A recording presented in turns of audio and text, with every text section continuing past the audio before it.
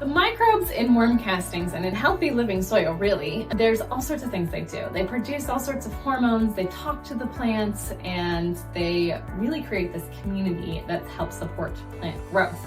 So what are some of the things that bacteria and fungi, the living microbes that are in worm castings and in living soil, do for plants?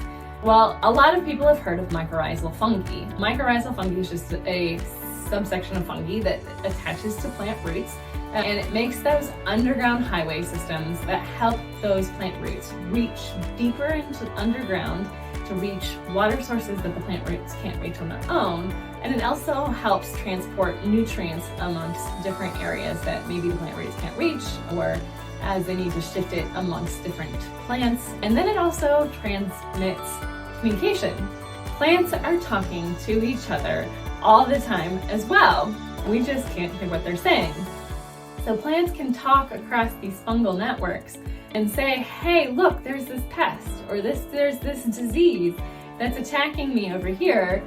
This is how you boost your immune system to combat it, and it can help other plants in the area become stronger and become more resistant to whatever that trigger is. And so you might lose maybe one plant or two or just a few to that pest or disease, while the other ones then become healthier and become more resistant to it, and you're less likely to lose everything out there because they do have that network. The other thing that microbes in the soil are doing is they release plant growth hormones. The plant growth hormones actually trigger the plant to grow, and certain hormones and certain microbes release different ones that maybe stimulate root growth or stimulate certain types of plants to grow. Other hormones that microbes release lock in the nutrients using a kind of a gummy substance that helps lock it in to plant roots, so it's not washing away and it's not getting into our water system. But also, super important, is it's not wasting your money by washing away. And so you get more benefits from having those microbes in there that's really helping you out. Those microbes are kind of acting like little master gardeners.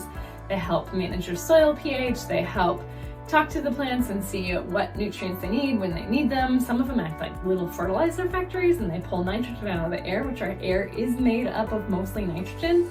Those little microbes take that nitrogen, turn it into ammonia that plants use as fertilizer, the nitrogen fertilizer, and then the plants use it right away. And so there's nothing to wash away, there's nothing to rinse off. You're not at risk of having too much either and having fertilizer burn, because the microbes and the plants talk to each other and they know how much they're supposed to produce. And nature is very efficient. It's not going to be wasteful in how much it produces. And there's so many different cool things too. There's microbes that will pull carbon out of the air and store it underground. And so there's so many natural processes that are happening there. What New Mexico University found out though is when you're growing tomato plants with worm castings versus a synthetic fertilizer, the tomatoes are actually more nutrient dense and they taste better than ones that are grown with traditional fertilizer. They have more antioxidants too, which means they have more beneficial compounds for your body if they're grown with worm castings versus the synthetic fertilizer.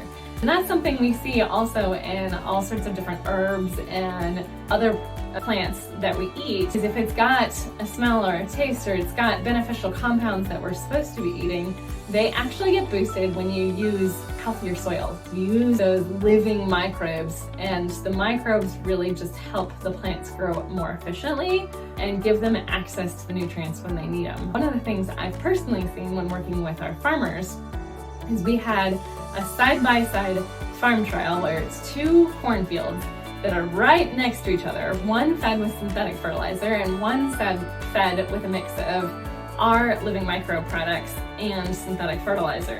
And what we noticed in the difference between the tissue samples and the soil samples we took is that the one only fed synthetic fertilizer actually uptook 1,000% more iron than the ones fed our crops.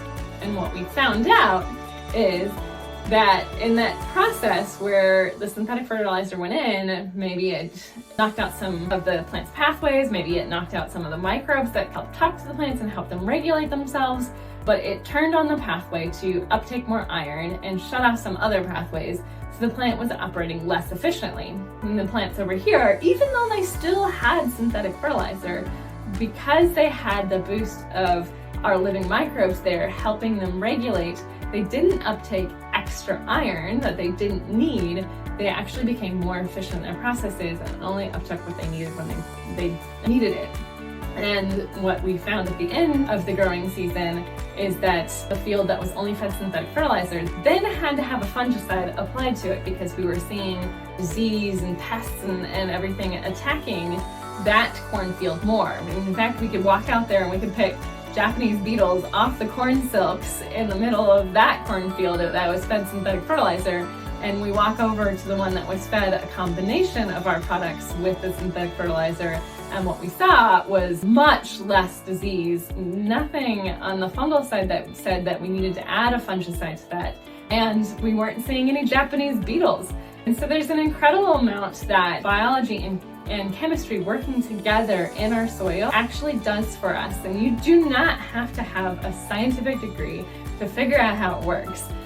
We've made it so stinking easy for you to do it at home, whether you have a background in gardening or not and know what I'm talking about or not. What I'm telling you is you can grow easier and you can grow healthier just by adding in our liquid microbial fertilizer products. And it's just as simple as using 2 ounces per gallon of water about once a month. If you've got really bad soil, you might use it even every 2 weeks, but we make it very easy. If you want to know more, you can check out our website, elmdirt.com. We're on all the social medias at elmdirt.